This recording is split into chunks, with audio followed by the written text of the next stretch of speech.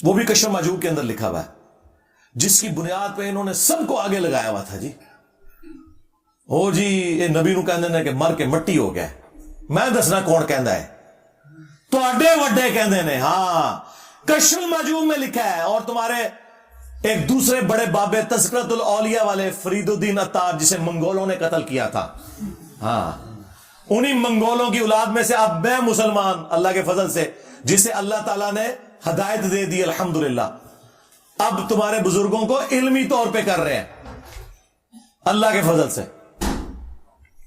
اچھا وہ فرید الدین عطار جو ہے اس نے بھی نقل کیا, اور کشف محجوب میں بھی ہے, کہ امام حنیفہ رحمۃ اللہ علیہ نے ایک دفعہ خواب دیکھی کہ وہ رسول اللہ کی قبر مبارک میں اتر کر آپ کی ہڈیاں جمع کر رہے ہیں.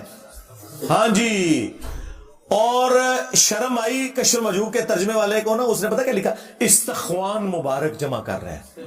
کڈی شستہ اردو. استخوان وہ استخوانی نظام آپ نے پڑھا تھا نا, ڈھانچہ. لیکن تذکرۃ الاولیاء کے ترجمے انہوں نے بالکل لکھا ہڈیاں جمع کر رہے ہیں اور ایک کو دوسرے سے الگ کر رہے ہیں. استغفر اللہ. گھبرا کے اٹھے اور اپنے دوست ابن سیرین کے پاس گئے. یہ امام حنیفہ پہ بھی جھوٹ ہے, ابن سیرین پہ بھی جھوٹ ہے. انہوں نے اپنے بابوں کو اونچا کرنے کے لیے جھوٹے خواب منسوخ کر دیے. تو انہوں نے کہا اس میں بڑی تسلی تھی کہ آپ نبی الاسلام کی سنتیں جمع کریں گے. نبی کی سنتیں جمع کرنے کے لیے ان کی قبر مبارک میں ہڈیاں جمع کرنی ہے, نعوذ باللہ. یہ کس بدبخت کا عقیدہ ہے کہ رسول اللہ کی قبر مبارک میں ہڈیاں. اور کوئی جھوٹا خواب گھڑنا تھا مجھ سے سیکھ لیتے ہیں, میں تو بڑا بریلوی رہا. کہتے کہ خواب میں دیکھا ہے کہ وہ نبی الاسلام کے برتن سمیٹ رہے ہیں, آپ کی چادر مبارک سمیٹ رہے ہیں, آپ کی لاٹھی سمیٹ رہے ہیں. یہ بات کرتے تم نے کہا قبر میں اتر کر ہڈیاں سمیٹ رہے ہیں, ایک کو ایک سے الگ کر رہے ہیں. لعنت اللہ علی الکاذبین, جھوٹوں پہ اللہ کی لعنت. اللہ کے بندو, ابو داؤد کے اندر حدیث موجود ہے اور اس کی اصل قرآن کے اندر موجود ہے کہ حضرت سلیمان علیہ السلام وہ لاٹھی کے سہارے کتنا عرصہ یوں کھڑے رہے.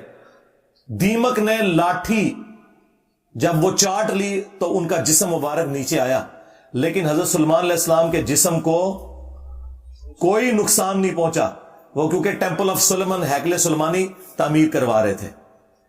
نبیوں کے جسم تو باہر بھی رکھے ہوں تو انہیں کوئی چیز نہیں ختم کر سکتی, اور تم نے رسول اللہ کے بارے میں یہ بات کی.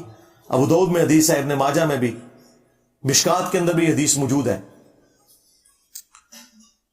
اس حدیث کے اوپر صرف امام بخاری کا کلام ہے اور وہ ان کو غلط فہمی ہوئی ایک راوی کے نام کی وجہ سے.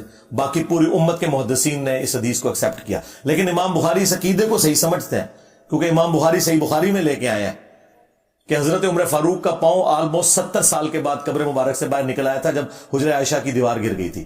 وہ تو خلفائے راشدین کے لیے بھی مانتے ہیں کہ ان کے جسموں کو بھی اللہ نے پروٹوکول دیا ہے, یہ بھی صحیح بخاری میں موجود ہے. بہرحال یہ حدیث ابو داؤد والی کہ نبی الاسلام نے فرمایا کہ جمعے کا دن تمام دنوں کا سردار ہے. اس دن آدم علیہ السلام پیدا ہوئے, اسی دن فوت ہوئے, اسی دن قیامت قائم ہوگی. تم جمعے کے دن مجھ پر کثرت سے درود پڑھو, تمہارا درود مجھ پر پیش کیا جائے گا. اللہم صلی علی محمد وعلی آل محمد. اچھا, اب صحابہ کرام نے عرض کیا اے اللہ کے رسول صلی اللہ علیہ وآلہ وسلم, جب آپ مر جائیں گے اور آپ کی ہڈیاں مٹی میں مل جائیں گی, دیکھیں کوئی 295 سی نہیں لگائی حضور نے سوال کرنے کے اوپر, تو پھر آپ پہ درود کیسے پہنچے گا؟ آپ نے کوئی غصہ نہیں کھایا, آپ نے فرمایا ان اللہ حرم علی الارض ان تأکل اجساد الانبیاء, بے شک اللہ نے حرام کر دیا ہے نبیوں کے حق میں کہ مٹی ان کے جسموں کو کھائے, یعنی نبیوں کے جسم سلامت ہے. اچھا, جو اس روایت کے اوپر کلام کرتے ہیں نا, جس طرح ہمارے استاد شیخ زبیر لزئی صاحب یا امام بخاری, ان کے نزدیک وہ حدیث بالکل ٹھیک ہے. مصنف ابن ابی شیبہ میں جو حضرت عمر کا قول ہے, جب حضرت دانیال علیہ السلام کا تابوت نکل آیا تھا تستر میں, تو انہوں نے ایک خط لکھا تھا کہ یہ ایک نبی کا جسم ہے اور نبیوں کے جسموں کو نہ مٹی کھاتی ہے, نہ آگ کھاتی ہے, اور نہ کوئی درندہ کھا سکتا ہے. اور یہ روایت شیخ زبیر صاحب نے فضل الصلاۃ علی النبی میں بھی, دروشی والے فضائل میں بھی یہ نقل کیا الحمدللہ.